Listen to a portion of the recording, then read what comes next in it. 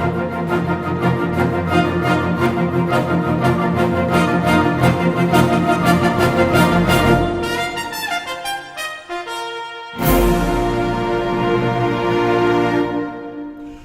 to Inside Energy, a program that examines an array of issues in today's competitive energy market. Not very long ago, you really didn't have a choice when it came to electricity. When you wanted to connect service, you called the utility serving your area. They hooked you up, and then they sent you bills based on the amount of electricity you used. Periodically, that utility would ask a state regulatory body for a rate increase, and it was at that time that you could voice your opinion. But really, that was about the only option you had. Well, the world has changed dramatically. Every single one of you watching right now has a choice of who will supply your electricity. There is competition, and the aim is to provide customers with the products and services they want, and through a competitive process, give customers their best opportunity to lower their electricity costs. But most importantly, the control is much more directly in your hands. You can pick and choose, and you can change. Today we're going to talk about how this new world of electricity works. Joining me to discuss today's topic, Electricity 101, are two guests who've spent much of their lives working in the world of regulated and unregulated electricity. Maureen Helmer and Paul Afonso. Maureen has been involved in energy issues for more than 25 years. She chaired the New York Public Service Commission at the time when New York was working to bring competition to its electricity markets. Today, she continues to be involved in energy as a lawyer with Hiscock and Barclay in Albany, New York.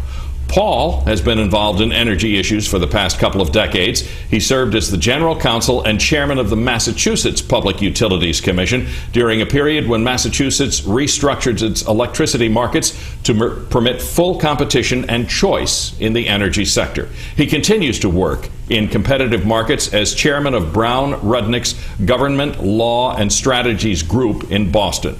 Maureen and Paul, welcome to the program. Thank you for having us. Pleasure. How does today's restructured energy market work, Maureen? Well, it's a lot of what you just talked about is still the case. You still get bills from your utility. You still have your electricity measured by your utility. But instead of the utility being out there producing all of the electricity, we have a number of competitors who do that. They sell into a competitive market. And then we have a series of competitive energy service companies that sell that electricity to consumers if they choose not to buy it from their local utility. So you have a lot of different choices then as far as who you want to supply your electricity. You do, and that information is all very handily accessible on the website, both through in New York State at askpsc.com and through a number of other venues. Paul, I know there's websites in your state as well. That's right, and even in Massachusetts and New England, we've got mass.gov/DPU, and that'll link up to all the options. It'll give you the name of the suppliers, how to contact them, and a very, very seamless way to do it. And I think, choice ultimately is a cornerstone of the American way, and we feel rather strongly that customers and consumers want to have the ability to choose. You can think of the typical utility company runs the infrastructure, and the commodity, that energy, it can be bought from a variety of choices. And so it's exciting times for consumers these days. Good. And by the way, if you missed those websites, we will be repeating them before the end of the program. How much competition is there in every particular area? Does, for example, if you have a utility serving a particular footprint on a map, is it the same independent energy suppliers who are competing within that, or does one little hunk of a utility have some and another hunk of a that same utility's territory have more or different ones? There is some variation geographically based on metropolitan areas, geographic areas, and again, the websites that we talked about, what you can do is plug in your zip code or your area code, depending on the website that you're dealing with, and they'll tell you exactly which providers are serving that area in terms of electricity. Mm-hmm. How many folks have actually taken advantage of this? How many in New York? How many in Connecticut? How many in Massachusetts? I think in Massachusetts we're on the 400,000 range, which is very impressive. In Connecticut, 490,000, 400,000 in the Connecticut area. And what's even more exciting is it's a combination of real families making those choices, as well as companies and smaller businesses making those choices. So it's a combination of different sectors of the economy. One of the things we work together as regulators, I never like to say that we follow New York, being from Massachusetts, but the reality is New York has been such a great leader, and we have followed many of the best practices here in New York and in the sector, that people ultimately have that ability to choose. One of the things we're always concerned about is it easy for the consumer? Because if it's not, they won't do it. We have enough things to do during the day, but the reality is we all have our phones and our PDAs, and we do that every day. We make a choice as to which supplier we want to have our wireless cell phone. It's that easy. The ability to go, talk, get a quote, and seamlessly make a choice. It's not difficult, rather easy. You mentioned Massachusetts and Connecticut, New York, Maureen? And in New York, about 1.2 million customers have switched. Again, there are differences between different types of customers.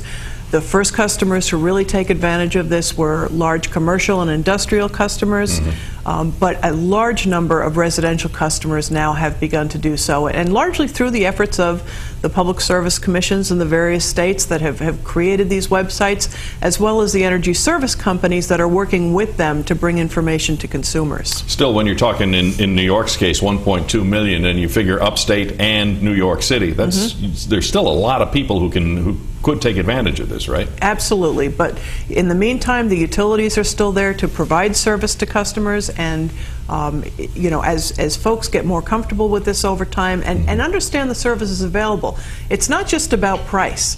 It's about what kinds of services, environmental services, energy efficiency services. As the smart grid becomes more and more pervasive throughout the state and the country, and you have more sophisticated information networks hooked up to our energy supply, you're going to see more and more products. Comparing it to the telecommunications situation, we used to have black phones. That was your choice. You went to your utility, you got a black phone. But as competition came in and innovation came in, all kinds of new services became available. And that started many years ago, decades ago, compared to the choice for electricity.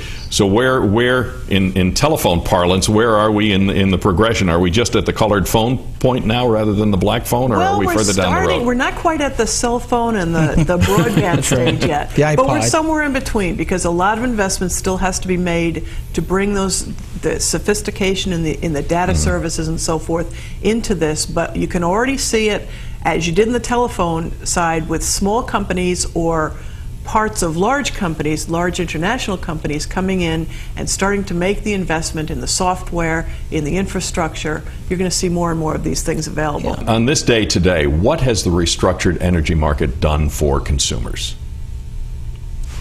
Well, aside from bringing choices and introducing these innovations, it has also, in terms of the entire, from soup to nuts, from the place that the electricity is generated to the point at which it is delivered to the customer, it has provided much more competition and therefore efficiency into the system and reliability into the system.